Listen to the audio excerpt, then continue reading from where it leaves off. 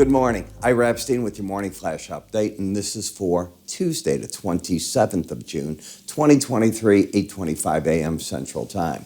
Well, a fairly flat to higher opening coming in the stock market, as you can see. Gold up a little bit as the dollar is taking it on the chin. The euro took off because Christine Lagarde, in Portugal, there's a banker forum going on, primarily central bankers out of Europe. She was very aggressive. Bank has got to, in the European Central Bank, they're going to go up more interest rate hikes. It'll keep going until they've defeated the inflation. There is no backing off. Don't look for them to get up quickly and go into a pause. Kicks the market up rather dramatically and takes with it a number of the currencies. Now, the market that I'm watching is, when is the Japanese central bank going to again make a statement that the yen's getting too weak and they're going to test, if you will, those that are short. They've threatened that before.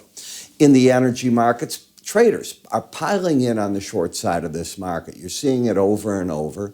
We're looking to see now the battle between the Saudis and Russia, as Russia is taking market share in large manner away from the Saudis. And the Saudis are the one that keep reducing production. That is not the case with Russia. They're taking in less money for a bigger discount, up to $26 a barrel that they're selling. And that is in part to offset shipping costs that can be as much as $6 a barrel to get the oil to different parts. Look at the grain markets, all down. Again, if you're going to trade at this time of the year, understand the weatherman is your best friend. Rain makes grain, and there is rain in the forecast. A lot of hot weather, too, so keep your eye on that gas. The weather is moving out of Texas, now into the Midwest. From there, it'll start traveling east as the jet streams grab it, and you want to keep your eye on all that. Very, very important.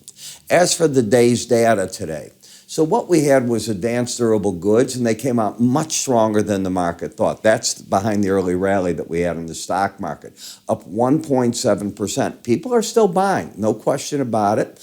Ex-transportation up 0.6, and take a look, ex-defense up 3%. Redbook weekly sales, what I don't want to see is them go negative. They're in this area of 6 to 5% increases. Case-Shiller, down 1.7% from a year ago, the 20 metro prices. Month over month, though, it was up 1.7 versus the prior month, so you're seeing stability here. New home sales due out at 9 o'clock this morning. We'll get this afternoon the API numbers, remember that. U.S. building permit data. I was surprised to see this come out as early as it did. I didn't expect that. But now they're revising those up from the May report. And consumer confidence due out at 9 o'clock. So we do have a heck of a lot in front of us at this point. One of the things that you can get from me is I put out a special report yesterday on Lucid Auto Group. If you want to take a look at that, this is the time to do it. They only stay up 3 days on our site. How do you get them? You go to our website under the word research. So it's iraepstein.com, research. You're going to see in the report the weekly charts. You're going to get the